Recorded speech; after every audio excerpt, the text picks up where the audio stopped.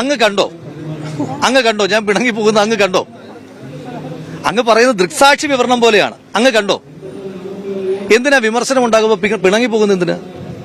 അതിന്റെ ആവശ്യം എന്താ ഉള്ളത്? സംഘടനയ്ക്കകത്ത് ഞാൻ പറഞ്ഞല്ലോ, ഇപ്പൊ എന്റെ പ്രവർത്തനങ്ങളെ, സംസ്ഥാന കമ്മിറ്റിയുടെ പ്രവർത്തനങ്ങളെ, ജില്ലാ കമ്മിറ്റിയുടെ പ്രവർത്തനങ്ങളെ, എല്ലാ ഘടകങ്ങൾക്കും വിമർശിക്കാം. ഇടുക്കി നേതൃസംഗമത്തിലെ വലിയ വിമർശനം രാഹുൽ ഇറങ്ങിപ്പോയി, ഏകാധിപതിയെ പോലെ സംസാരിക്കുന്നു. ഇപ്പൊ അങ്ങ് ഒരു മീറ്റിംഗ് കണ്ടില്ലേ? ഇപ്പം നിങ്ങളെല്ലാം വെളിയിൽ നിൽപ്പുണ്ടായിരുന്നല്ലോ. അതുകൊണ്ടാണ് ഞാൻ മീറ്റിംഗ് കഴിയുമ്പോൾ തന്നെ ഞാൻ ഇങ്ങനെ ഇറങ്ങി പോകുന്നത്. ഈ മീറ്റിംഗിൽ ആരെങ്കിലും എന്നെ വിമർശിച്ചോ? അല്ല, വിമർശിച്ചോ? അപ്പൊ ഈ മീറ്റിംഗുകൾ എന്ന് പറയുന്നത് ഞങ്ങളുടെ സംഘടനാ റിപ്പോർട്ടിംഗ് ആണ്. ഇപ്പം ഞാൻ നടത്തിയതുപോലുള്ള സംഘടനാ റിപ്പോർട്ടിംഗ് ആണ്. ഇത് കഴിയുമ്പോൾ ഞാൻ അടുത്ത ജില്ലയിലേക്കാണ് പോകുന്നത്.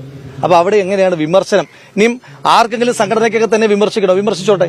പക്ഷെ എങ്ങനെയാണ് വിമർശിച്ചത് എന്ന് നിങ്ങൾ പറയണം. ഇപ്പൊ നിങ്ങൾ അതുകൊണ്ടാണ് സാധാരണഗതിയിൽ ഇന്നലെ വരെയുള്ള മീറ്റിങ്ങുകളിൽ നമ്മൾ ആദ്യമേ തന്നെ ഈ മാധ്യമപ്രവർത്തകർ, ഇത് കാരണം ഇൻഹൌസ് മീറ്റിംഗ് ആണ്, ആദ്യമേ തന്നെ മാധ്യമപ്രവർത്തകരെ ഒഴിവാക്കും. ഇന്ന് മാധ്യമപ്രവർത്തകർ കൂടി ഇരുന്നോട്ടെ എന്ന് നമ്മൾ തീരുമാനിച്ചത് നിങ്ങൾക്ക് നേരിട്ട് ബോധ്യമാകട്ടെ. എങ്ങനെയാണ്? അല്ല, ചർച്ചകൾ എന്ന് പറയുന്നത് സംഘടനാ റിപ്പോർട്ടിംഗ്. ആ റിപ്പോർട്ടിംഗ് ഞാൻ നടത്തി കഴിഞ്ഞു. ഇനി ഞങ്ങളുടെ ഒരു മീറ്റിംഗിന്റെ ഘടന എങ്ങനെയാണ് എന്ന് ഞങ്ങളല്ലേ തീരുമാനിക്കുന്നത്. പിന്നെ ഇനി ഇപ്പോ ഇടുക്കിയിൽ അങ്ങനെ നിങ്ങൾ വാർത്ത കൊടുത്ത പോലെ വാർത്ത ഉണ്ടായിട്ടില്ല.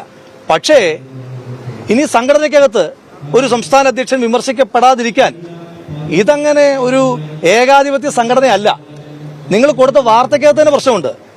സംസ്ഥാന അധ്യക്ഷൻ ഏകാധിപതിയെ പോലെ പെരുമാറുന്നു എന്നാണ് നിങ്ങൾ കൊടുത്ത വാർത്ത. ഏകാധിപതിയെ പോലെ പെരുമാറുന്നിടത്ത് എങ്ങനെയാ ചർച്ച ഉണ്ടാവുക? എന്റെ ഒരു സഹോദര, അല്ലേ? അത് ന്യായമായൊരു ചോദ്യമല്ലേ? ഏകാധിപതിയെ പോലെ ആൾ പെരുമാറുന്നിടത്ത് എവിടെയാണ് ചർച്ച ഉണ്ടാകുന്നത്? എവിടെയാണ് വിമർശനം ഉണ്ടാകുന്നത്? CPM-ൽ ശ്രീ പിണറായി വിജയനെതിരെ വിമർശനം ഉണ്ടാകാറുണ്ടോ? ഉണ്ട്. അപ്പൊ അങ്ങ് കൈരളിയല്ലേ? അങ്ങനെ സംഭവിച്ചല്ലോ. പിണറായി വിജയനെതിരെ വിമർശനം ഉണ്ടാകാറുണ്ട്. ഉണ്ടാകുന്നുണ്ട്. അങ്ങനെ ഒന്ന് സഹോദര, അങ്ങ് കണ്ടോ? ഞാൻ പിണങ്ങി പോകുന്ന അങ്ങ് കണ്ടോ? അങ്ങ് പറയുന്നത് ദൃക്സാക്ഷി വിവരണം പോലെയാണ്. അങ്ങ് കണ്ടോ? എന്തിനാ വിമർശനം ഉണ്ടാകുമ്പോൾ പിണങ്ങി പോകുന്നത്? എന്തിനാ? അതിന്റെ ആവശ്യം എന്താ ഉള്ളത്? സംഘടനയ്ക്കകത്ത് ഞാൻ പറഞ്ഞല്ലോ, ഇപ്പൊ എന്റെ പ്രവർത്തനങ്ങളെ, സംസ്ഥാന കമ്മിറ്റിയുടെ പ്രവർത്തനങ്ങളെ, ജില്ലാ കമ്മിറ്റിയുടെ പ്രവർത്തനങ്ങളെ, എല്ലാ ഘടകങ്ങൾക്കും വിമർശിക്കാം. ആ വിമർശിക്കുവാനുള്ള സംഘടനാ സ്വാതന്ത്ര്യമുണ്ട്. ഇനി വിമർശിക്കുമ്പോൾ നമുക്ക് ഏതെങ്കിലും വിഷയത്തിൽ മറുപടി ഉണ്ടോ? ആ മറുപടി നമ്മൾ പറയും. അതല്ല അവർ പറയുന്നതാണോ ശരി? നമ്മൾ അവരെ തർക്കിച്ച് തോൽപ്പിക്കാൻ നിൽക്കുകയല്ലോ. ഇപ്പൊ ഒരു വിഷയത്തിനകത്ത് നിങ്ങൾ സംസ്ഥാന ക്യാമ്പുമായിട്ട് റിപ്പോർട്ട് ചെയ്ത നിരവധി വാർത്തകളുണ്ട്. അതിൽ സത്യസന്ധമായ ഒരു വാർത്ത പറയാം. ഞാൻ അന്നും പറഞ്ഞതാണ്, യൂത്ത് കോൺഗ്രസ് സംസ്ഥാന കമ്മിറ്റിയിലേക്ക് മത്സരിക്കുന്നതിന്റെ പ്രായപരിധി 40 വയസ്സാക്കണം എന്നൊരു ചർച്ചയുണ്ടായി. അതിനകത്ത് 13 ആണോ 12 ആണോ ജില്ലാ കമ്മിറ്റികൾ അതിനെതിരായിട്ട് നിലപാടെടുത്തു, ശക്തമായ നിലപാടെടുത്തു. അപ്പൊ ഞങ്ങൾ എന്താ ചെയ്ത്? ഓക്കെ, ഞങ്ങൾ പ്രഖ്യാപിച്ചതാണ്, അതുകൊണ്ട് പ്രായപരിധി 40 വർദ്ധിപ്പിക്കും എന്ന തീരുമാനമല്ല ഞങ്ങൾ എന്താ എടുത്തത്?